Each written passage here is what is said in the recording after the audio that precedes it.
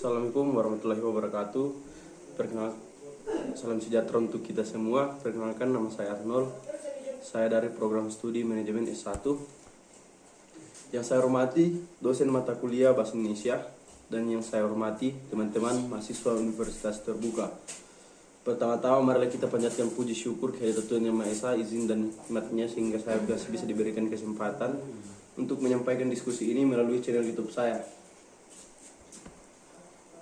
Infeksi coronavirus disebabkan oleh virus corona itu sendiri. Kebanyakan virus corona menyebar seperti virus lain pada umumnya melalui yang pertama percikan air liur, yang kedua menyentuh tangan atau wajah, yang ketiga menyentuh mata, hidung, mulut setelah memegang barang yang terkena percikan air liur pengidap virus corona.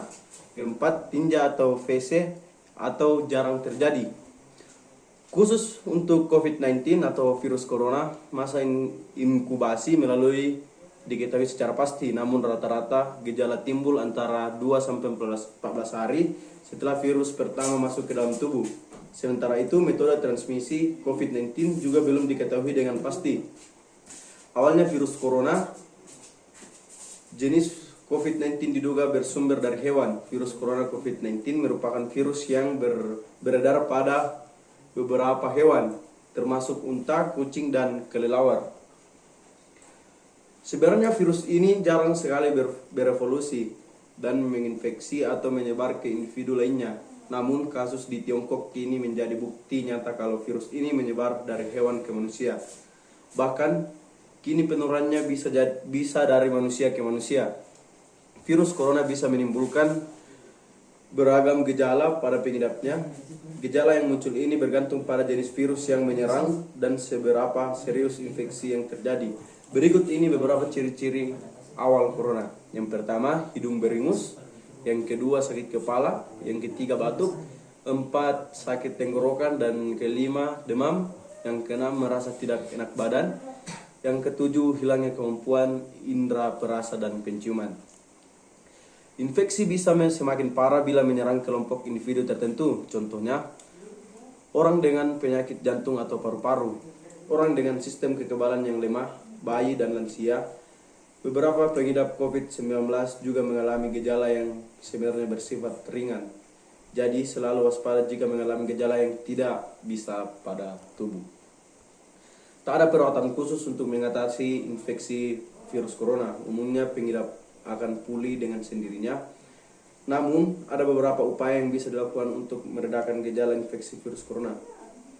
Contohnya, yang pertama, minum obat yang dijual bebas untuk mengurangi rasa sakit, demam, dan batuk. Namun, jangan berikan aspirin pada anak-anak. Selain itu, jangan berikan obat batuk pada anak di bawah 4 tahun. Gunakan pelembab ruangan atau mandi air panas untuk membantu meredakan sakit tenggorokan dan batuk. Perbanyak istirahat, perbanyak cairan tubuh. Jika merasa khawatir dengan gejala yang dialami, segeralah hubungi penyedia layanan kesehatan terdekat. Khusus untuk virus corona yang menyebabkan penyakit serius seperti SARS, MERS, atau infeksi COVID-19, penanganannya akan disesuaikan dengan penyakit yang diidap dan kondisi pasien. Adapun cara yang kita lakukan untuk menghindari terkena COVID-19 adalah 1. Mencuci tangan. Rutin mencuci tangan hingga bersih adalah salah satu protokol kesehatan yang cukup efektif untuk mencegah penularan virus corona. Yang kedua, memakai masker. Yang ketiga, menjaga jarak.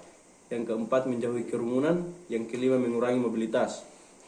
Vaksinasi adalah pemberian vaksin dalam rangka menimbulkan atau meningkatkan kekebalan seorang secara aktif terhadap suatu penyakit, sehingga suatu saat terpajan dengan penyakit tersebut tidak akan sakit atau hanya mengalami sakit ringan dan tidak menjadi sumber penularan. Sekian gagasan yang saya sampaikan mengenai COVID-19 atau COVID-19. Lebih dan kurangnya mohon dimaafkan. Assalamualaikum warahmatullahi wabarakatuh. Salam sejahtera untuk kita semua.